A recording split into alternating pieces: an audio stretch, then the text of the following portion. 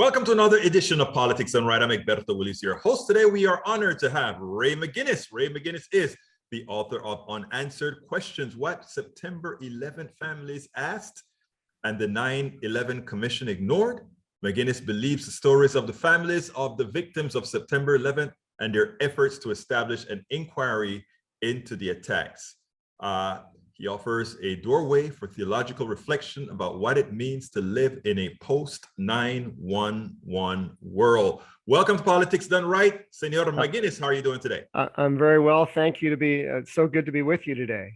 It's great being with you. First of all, tell me a little bit about yourself. Well, I was born in Vancouver, Canada. I have studied at the University of Toronto, a Bachelor of Arts degree, political science, religious studies, history, English literature.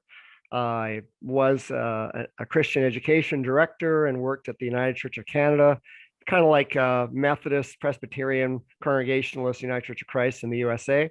And I was involved in leadership development events and conference planning for 18 years. And then for the last 18, 19 years, have been teaching writing workshops through my own business across Canada and elsewhere, and teaching journal writing workshops and healthcare facilities to help people recover from injury and illness, helping grief support groups to journal their journey as they go through their journey of grief, having lost someone, as well as taking people on nature trails and stopping to write poems and looking at metaphors and everything. So it's a really been a good run. And I wrote a book in 2005 called Writing the Sacred, looking at the biblical Psalms and helping people write their own new spiritual psalms and poems as they would like to do in the 21st century.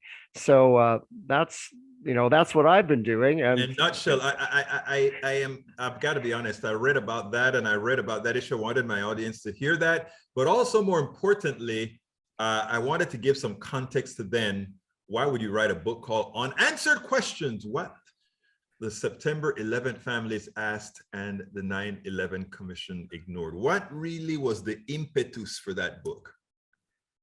Yeah, I would call myself the accidental author when it comes to writing about this, because I thought somebody else would write the kind of book I've ended up writing. I was in Joshua Tree National Park in southeastern California on September 11th with 60 Americans from 30 states across the USA, and two people there had lost, well, didn't lose, but they had a financial advisor who worked in one of the Twin Towers, and they were very worried he would die. He did live, but it was very, gripping for them and difficult for everybody. And I couldn't leave America for 5 days because no planes were flying, and finally took a bus across from Seattle up to Canada. And then my life went on.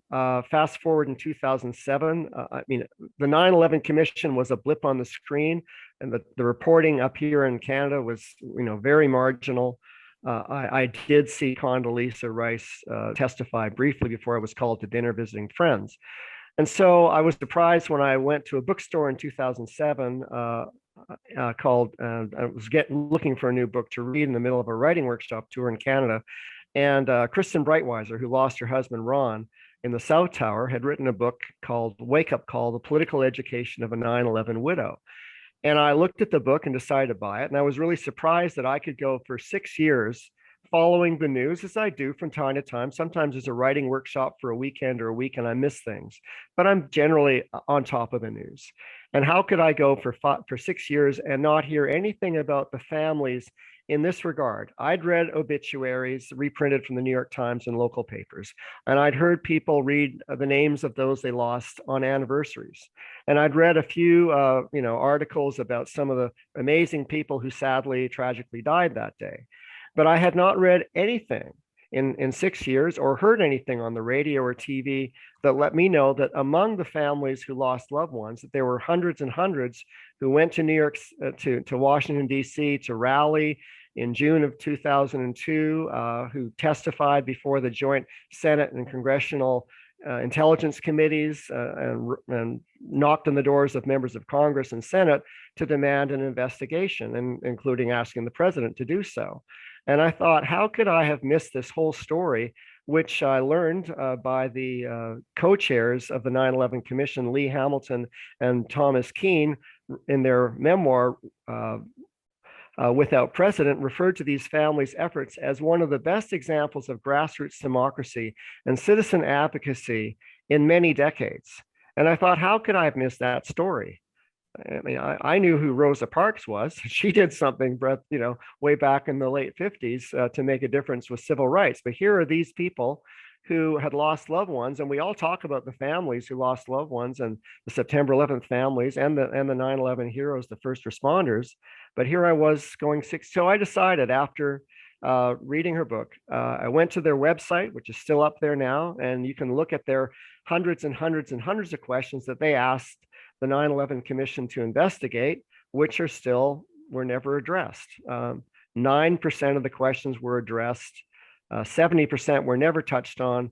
Another about 20% were just sort of briefly grazed on or acknowledged. But it wasn't an investigation. If I went to, when I was in school or university, if I had filled out an exam and only answered 9% of the questions and just briefly mentioned a few others, I wouldn't have gotten a passing grade. So I thought that, and as the years rolled on, so about 2015, my dad had cancer, and for a number of years, I wasn't focused on thinking about writing a book or anything like this. But it occurred to me in conversation with a number of friends, relatives in the USA and friends up here, that here was this amazing story about these families in a real accessible way, because we all understand the families. And I thought, a way for me to write a book, which would be different than some other ones out there. There are numbers of other books that are, I would say, more declarative and assertive around American government complicity, possibly, and writing more hardball political science or history books.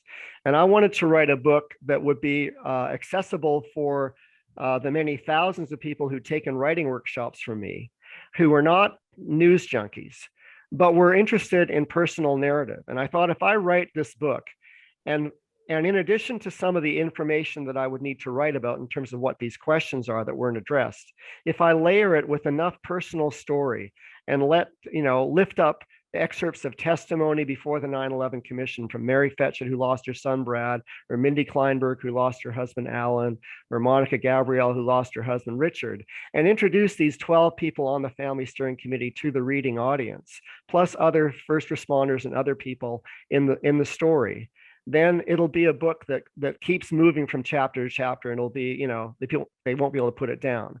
Let me stop you a second there, Ray, because once we start talking about a 9/11 book, or a book of 9/11 stories not covered, the first thing that many people are going to think about is this some sort of conspiracy theory book? Yes or no? No, I wouldn't say it's a conspiracy theory. It's a historical fact that the families, not all of them, many families and many people, when you lose a loved one and you grieve, the inclination is to tuck in, to grieve and heal, and do that in private, way off the spotlight of any kind of news cameras or microphones from reporters. But here you've got families that went to Washington, D.C., asked for an investigation. Many of the people, of the dozen people on the Family Steering Committee, 5 of them that I know of, and there may be more, but 5 of them I know for sure, told the press how they voted in the year 2000, and 3 of those 5 voted for the Bush-Cheney ticket. So the people who are involved in wanting to have an investigation, many of them believe that, having voted for President Bush, that he would be their strongest advocate, that he of course would want to know what went wrong.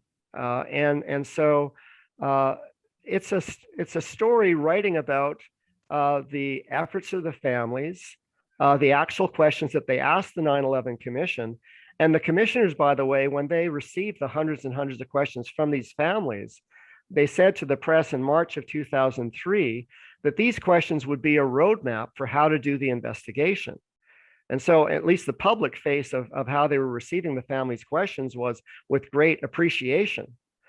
And so it's really, I really write about, what happens behind the scenes, how the families are hopeful. I mean, Mindy Kleinberg said they were always hopeful that the government would answer the questions. And yet Yeah.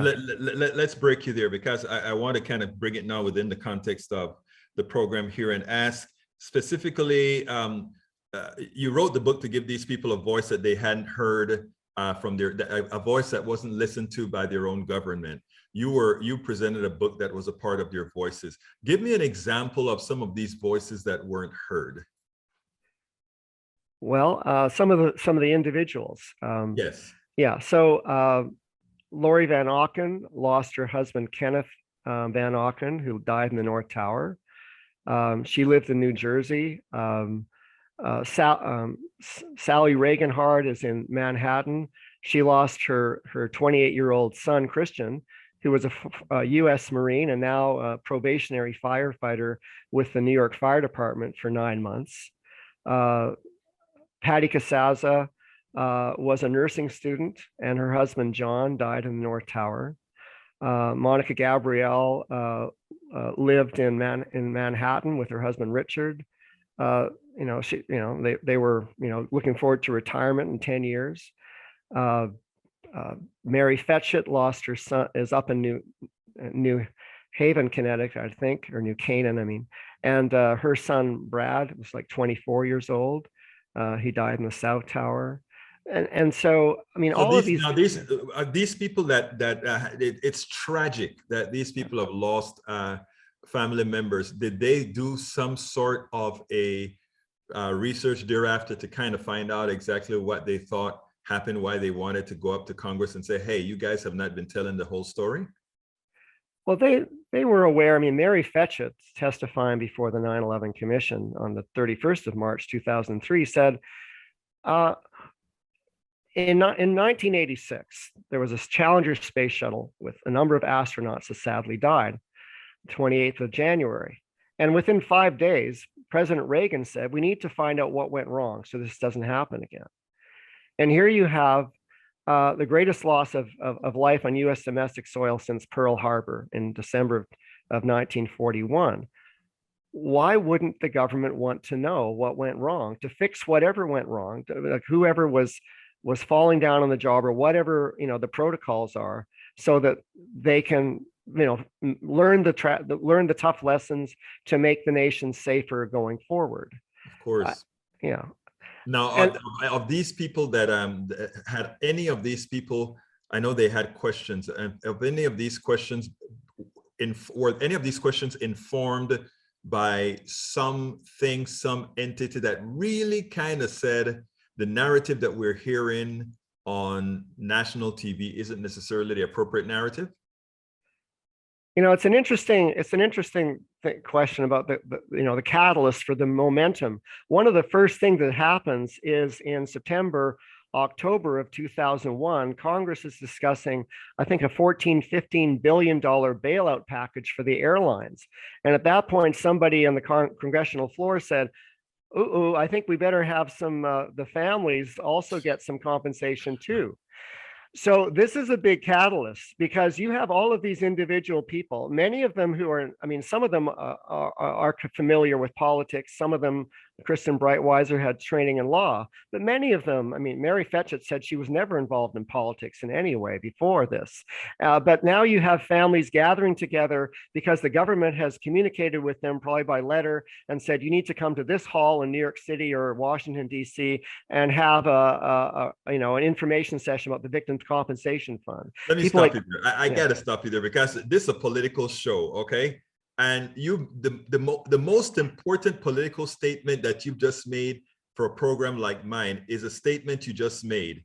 The government created a $15 billion fund to bail out airlines before it even occurred to them to actually create some support fund for the victims and the victims' families of 9/11 casualty, those buildings falling. Did I understand that correctly? That's correct.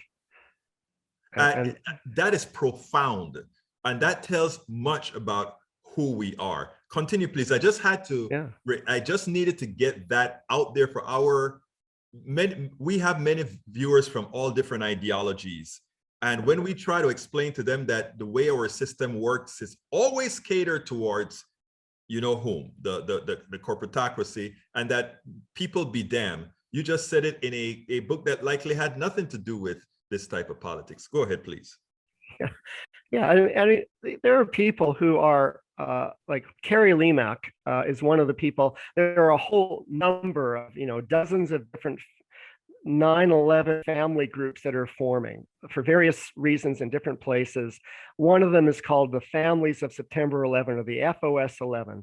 And Carrie Lemack and Robin Weiner are two of the people from that group that end up on the family steering committee that I'm following. But Carrie Lemack goes to one of these victims' compensation fund meetings, and she asks permission if she can write down the names and numbers of some other family members so they can talk to each other and stay in touch afterward. And that she's one of the people who starts to get people to form a family group, but now they're starting to form clusters. And it's sort of over the winter of 2001, 2002. And the families are a lot of them are expecting that the government is just going to go ahead and do the right thing, and because of their own interest in security and defense, to just find out what happened. But it seems that instead what's happening is Vice President Cheney is saying, no, he's phoning Tom Daschle, the Senate majority leader at the time, later minority, and after the 2002 elections, but he's majority leader, saying he wants them to quash any efforts for an investigation. They're saying Cheney is saying, as is Bush, we don't have any money. It's just a distraction. It'll be a comfort to the terrorists if we have an investigation.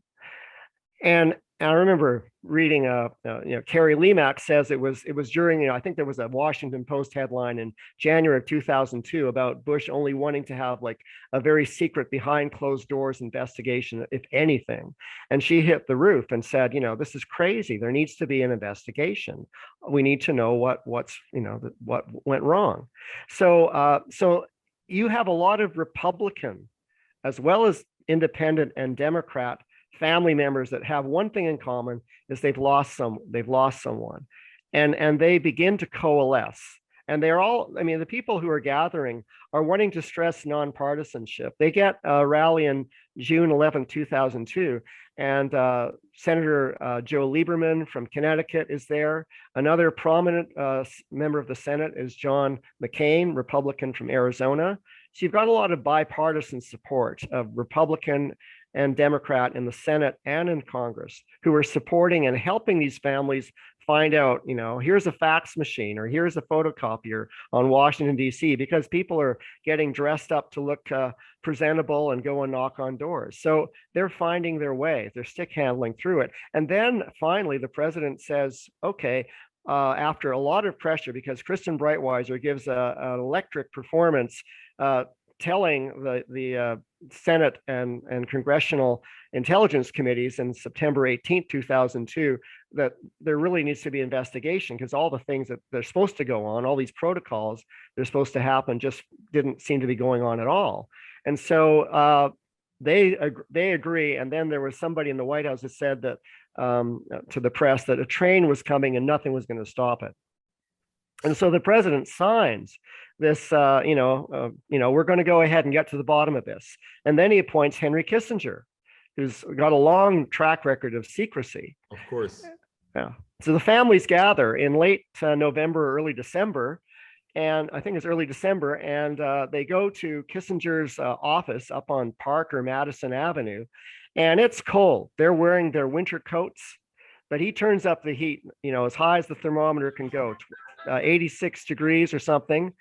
And they're peeling off their coats, and he doesn't really want them to stay very long. And a couple of them, Kristen Breitweiser's done some background checks on him, and they want to make sure there's no conflict of interest. And he's pouring coffee for the dozen people there. And Lori Van Auken asks, Dr. Kissinger, we just want to make sure that you don't have any conflicts of interest since you're going to head this investigation, that you don't have any clients by the name of bin Laden. At that point, he starts to spill coffee all over the coffee table and loses his balance and falls off the couch and blames it on a fake eye. Many of the women, I think Patty Casaza mentions a lot, they kind of go into cleanup mode. They're training as mothers and so on, and they start finding the paper towel and mopping up the coffee. But the next day, I wonder why. But the next day, Kissinger resigns. and so then they have Tom Keene, who they find out later is on a board of one of the companies as part of a consortium, very interested in having a pipeline across Afghanistan, and So and that, in effect, what you're saying is, in as much as we had a whole lot of dead Americans from a terrorist attack, which was legitimately a terrorist attack, I don't think you're disputing that, there was still money to be made, or money that nobody wanted to risk by trying to expand that too much into investigating what families wanted to hear. Is that what I'm understanding, including not going after the Saudis, who were kind of escorted out of the country, as I recall? Yes, the co-chair is Lee Hamilton. I could say, okay, I mean, Bush is resistant. He's a Republican administration, so let's, a Democrat, Lee Hamilton from Indiana, who's been, it doesn't matter. Lee Hamilton happens to be, they find out, a best friend of Dick Cheney, a best friend of Donald Rumsfeld, Secretary of Defense for many decades. The Hamiltons, Cheneys, and Rumsfelds go off together for vacations from time to time. And then the families, are meeting in, February, March of 2003, find out that Lee Hamilton is against having any public hearings at all. Doesn't want to have any people coming for subpoena, no testifying under oath. He thinks it's going to be, dangerous to do those things. Well, so let me tell you, I think in your book, which has very little outwardly to what we talk about when we talk about the politics that we do here, prove that even that the politics that we do here affects not only the politics as we see it, but other items like 9/11, how the corruption within our economic system, the corruption between our political, socioeconomic system plays into this whole thing. Of course, Hamilton and Cheney goes out to lunch. Of course, these guys are in different parties. Of course, each of them presents the guardians of the gates of the majority party, so that the one group in this country that does well continue to do well. And they know no party, they know nothing, they just know about ruling. And I think your book with all the machination as it goes through, presents that through a different lens. Yeah, well, and I mean, the families, like, people expect that the people that they're relating to and getting to get to know, they have an official liaison with two 9/11 Commission staff. They have a front row seat. They've given the commissioners the questions. And then they find out later on that the executive director, Philip Zelikow, has, together with another senior counsel, Ernest May, put together an outline in March of 2003 of the whole 9/11 Commission report, the chapter headings and subheadings. This doesn't come out until the spring of 2004, but Bob McIlvaine, whose son Bobby died, and he's not on the family steering committee, but he was, close with, and he was also sometimes in part of some of these meetings. He says, it's mind-boggling that you would have an investigation where you prescribe what you think you're going to find before you start to do the investigation. Exactly. Yeah, I mean, you've also got Zelikow, his executive secretary, Karen Hodecker, who had a resume from working with U.S. embassies in Europe, expects a certain standard, and so she keeps a phone log, and discovers there's numerous phone calls that Zelikow is receiving, including herself, from Karl Rove. Ray, how many pages are in your book?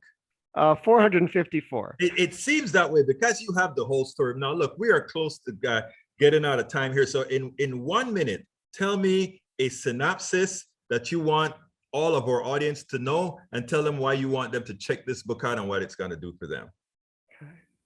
I think that this book is about the stonewalling and the ignoring of a legitimate inquiry into what happened in a major event. We all live in a post 9/11 world. And I think that democracy is, depends on transparency and accountability and trustworthiness. And when you have a government ignoring and trying to get away with addressing questions, even from first responders and family members, you have a problem. And I think that the story is a cautionary tale of what to keep watch for and keep vigilant. And so, ironically, just the way you explain much of what occurred, the intersectionality with what we talk about here is actually quite obvious. Now, I always ask the last question, ask you to answer it in 30 seconds. What would you have liked me to ask you that I didn't? I would have liked you to ask me about the 9/11 museum as I think about it, and to think about how that is a testament that's there, very physical, but also for your viewers to be curious about what are the more transitory exhibits in museums and galleries and in plays that have messages that are off message from what the museum suggests. Ray McGinnis, author of Unanswered Questions, What the September 11th Families Asked and the 9/11 Commission Ignored. Thank you so kindly for having been on Politics Done Right. Great to be with you. We spend a lot of time deconstructing the news, trying to parse it into a form that everybody can understand. We try to find those little nitpicks where it flies above the fray, etc. If you really like these videos that we do, I want to ask a big favor. Please go ahead, number one, subscribe to our channel, and number two, please join if you can. Thank you so kindly for watching. Keep watching. Please remember to share. We must populate the entire internet with our progressive message, a message that we know is what most Americans say that they want. So help us, please join.